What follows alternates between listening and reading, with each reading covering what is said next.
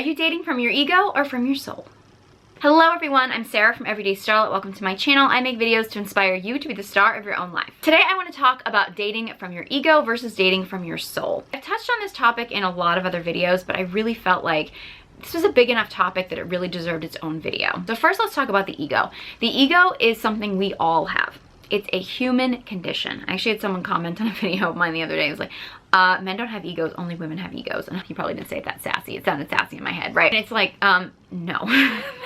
First of all, I don't know if he's like never met a man before. That's not true. Egos are a human condition. We all have them. Male, female, masculine, feminine, it does not matter. We all have an ego. And our ego is basically, it's our wounding, it's our trauma, it's our limiting beliefs, our defense mechanisms, our, old stories that we tell ourselves or other people tell us and we hang on to them. And while our ego really isn't a reliable thing to make decisions from or to take action from, it's there to protect us. Like, it wants us to stay safe.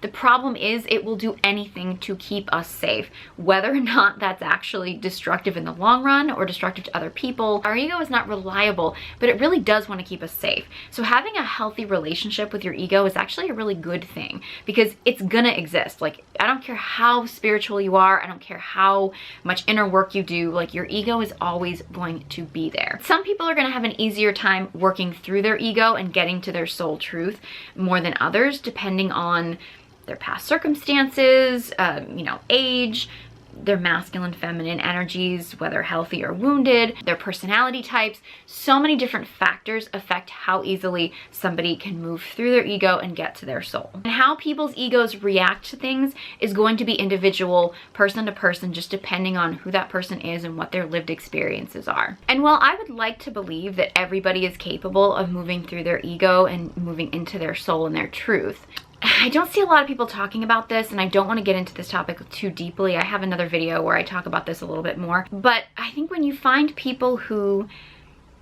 I don't know if it's that they can't move through their ego into their soul, or it's just next to impossible for them to do.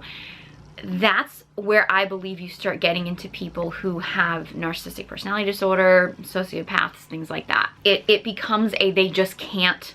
They can't get past the ego. Their ego is just too strong. And again, whether or not it's that it's impossible for them, or whether it's possible, it's just incredibly difficult for them to the point where they just don't get there. That's probably for people who study this stuff a lot deeper and more scientifically than I do. It's just, this has been my experience with people who fall into those categories of these personality disorders. I describe the feeling when dealing with somebody in that situation as somebody who's like addicted to their ego. Their ego is so strong that it hangs on and it just starts making up truths because it can't move past the ego part and get to the soul, to the truth. So the ego will just start making up truths and things like that. And I actually think that's one of the reasons why we start labeling everybody as being narcissistic or sociopathic or things like that, is because we get to a point where anytime somebody is in their ego, we jump to that they must be a narcissist. And that's not true. Is that, we all have ego stuff. We all have those things that come up. And I'm not saying that if somebody starts exhibiting, toxic behaviors or things like that that may be associated with narcissism, I'm not saying that those aren't red flags or warning signs. I'm just saying that labeling everybody as being a narcissist or somebody with, narcissistic personality disorder, just because they have moments in their ego, we all have different connections to our egos. And if somebody is able to, like, if somebody gets into their ego and responds from ego, but they're able to move past that and then move into their truth, they're not likely somebody who actually has narcissistic personality disorder. They probably are somebody who just needs to do some more work on being able to move through their ego. So now your soul truth is really who you are deep down inside. It's if you chipped away all those stories that your ego tells you or all those trigger reactions, and if you just chipped away all of your ego stuff, what is your truth? What is your soul really telling you to do? Like, not what your the media has told you to do, and not what your family has told you to do, or your ancestral line has told you to do, or your peer pressure, or old stories, or your traumas, or things like. If you weren't leading from those things, like, what is your truth? Like, what is the root of your truth? And working through your ego and learning how to move through those ego things that pop up, which are like triggers and things like that, learning to work through those things and get to your truth is healthy in every area of your life. But I want to focus a little bit on dating because I feel like this comes up a lot. And I think it's an important distinction, because I think when we get caught up in our ego wants and needs when it comes to dating, and we don't get to our soul truth, we can very often end up in relationships that don't really suit us, because what we're looking for isn't really what's going to truly satisfy our soul. So I'm gonna use this example that's very common with men. Not all men, and there are some women who go through this as well, but this is I think a more common one when it comes to men, is many men get caught up in the visual of a woman, like what a specific look or a specific body part or a specific visual image that they have of a woman that is their ideal. And yes, some of it is biological, it is. However, it does vary from man to man, so it's not necessarily just biology that's happening here. What it is more often is that a woman with that feature, that look, that image, is something that this man saw at a very young age, likely because we introduce porn to young boys younger and younger. He may have seen porn, he may have seen just in everyday life or in the media or something, that he saw a woman with this look, image, body part, whatever, being really sexually turned on. Just being really, really in her sexual energy. He then associated that look, that image, that body part with sexual energy, right? With being turned on.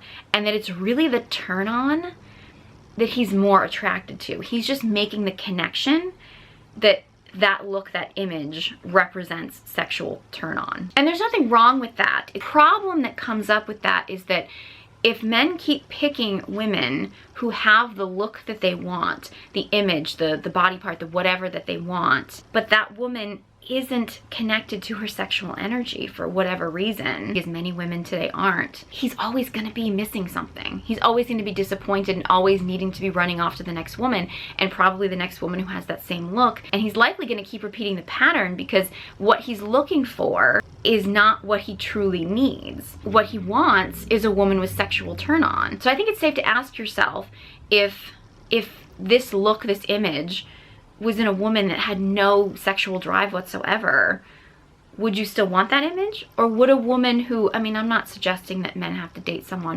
who they're not attracted to at all, but a woman who may not have the physical ideal that they are specifically looking for, but had that sexual energy that really was what they were craving, they probably would be a lot more satisfied in the long run. Or maybe some men would be like, nope, I need the woman to have the exact image that I want, and I need her to have the exact energy that I want. And if that's your truth, honor that. I'm not here to judge anybody. I'm just inviting you to actually think about, what is my deeper need here?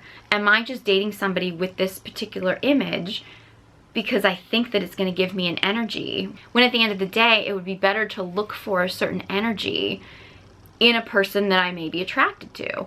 And I think that's important, is to know your deeper needs, so you're not just constantly dating from the superficial when you're not actually taking care of what you actually need. On the flip side with women, and this is more common with women, but again, this is not all women, and obviously there's men who fall into this category too, but I think this is more common with women, is that women go for men with money. They go for the material, they go for men with money. When at the end of the day, what women really want is a provider. And unfortunately, just because a man has the means to provide for you does not mean he has the desire to be a provider. So if you as a woman are constantly dating men who have money and material possessions, who have power, but they have no interest in actually having a partner, they have no interest in actually providing for a wife, for a family, it doesn't matter how much money he has. It really doesn't. Now granted, again, in the same way that men don't need to date someone who they're completely unattracted to just to get the energy, you know, as a woman, I'm not saying that you should date a guy who doesn't have the means to be a provider, because if he doesn't have the means to, he can have the desire all he wants, but he's not necessarily going to be able to provide for you. But just finding a man with money is not going to get you what your soul needs, because what you're looking for is a provider. So finding a man who has the means and the desire to provide for you is really what your soul craves. And it can be really easy to then just get caught up in dating all of these wealthy men. I don't know if it's that easy. I have trouble finding wealthy men, but it's easy for some women. And they just never feel satisfied, because it's like, well, maybe if I find a guy with more money or something like that. In the same way that with men, it's like, well, maybe if I find a woman who's more physically perfect or something, when it's like, at the end of the day, what we're doing is we're just looking at the surface thing that we think means what we actually want, but it's not what we actually want. What we actually want is something deeper. And if we look for the thing that's deeper, We don't have to completely give up the surface stuff. We don't have to give up the, you know, the attractive woman, or we don't have to give up the man who has some money. We don't have to give those things up. But if we're aiming for the thing that we actually want, that our soul wants, that our soul desires, as opposed to just these surface needs that are just really what our ego is telling us. Our ego is like making the association with, okay, sexy woman, she must have a sex drive. You know, our egos are telling us, okay, this man has money, he wants to be a provider. Those aren't necessarily true. Those are our egos telling us those things. But what does our soul really crave? Our soul craves something deeper.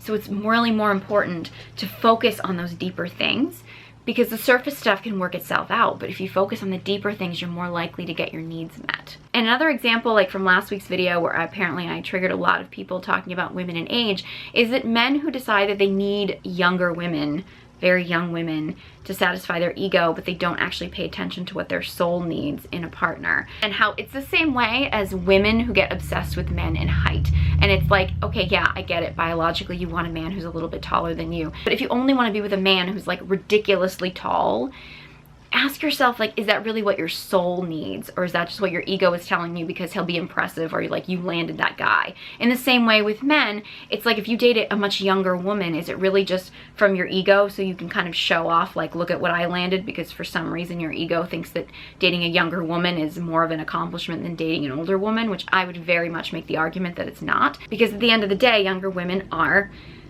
men call it easier to please, I would say easier to manipulate.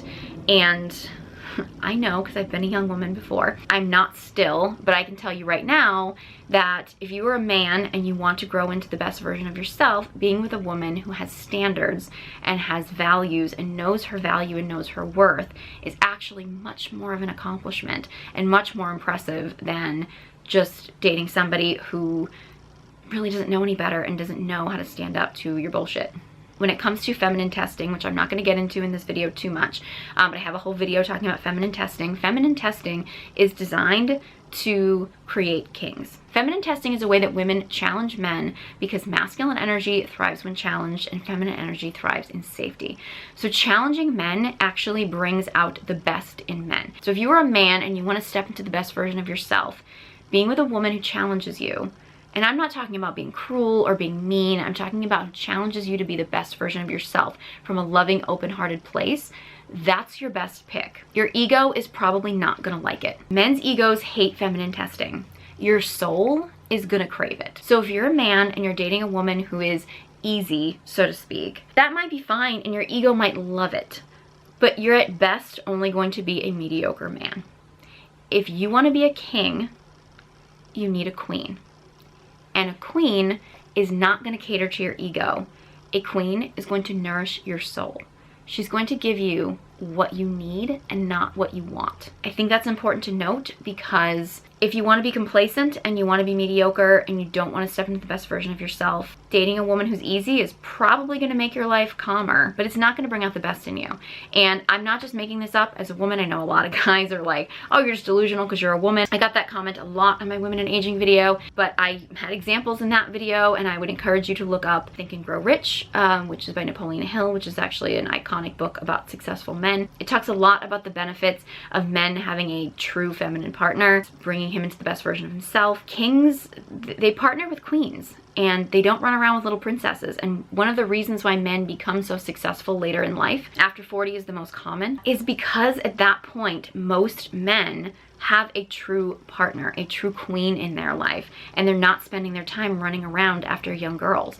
So this whole delusion, I think, that a lot of men have, you know, well, I'll just get really rich and successful as an older man, and then I'll just run around with a bunch of young girls. Maybe what your ego needs, but in reality, in order for you to get to that level of success, in order for you to build to that level and then maintain that level, running around with a bunch of young girls, that's going to be your decline. It's going to be your undoing. Having a true feminine partner who is your queen is going to bring out your king. There are women who live in their egos too, absolutely. I think a lot of women who chase after men who are married or in long-term relationships, it's coming from their own ego. Many of them are chasing after them because they're unavailable, and these women are unavailable, so they're chasing after unavailable men. But in reality, if you are a single woman and you're chasing after a man who is, say, married, you may think he's a great catch. Your ego might be like, he's a great catch, he's a great husband, he's a great man. If he's able to be taken from his wife, like if you're able to seduce him, if you're able to get him, he's not a good man anymore.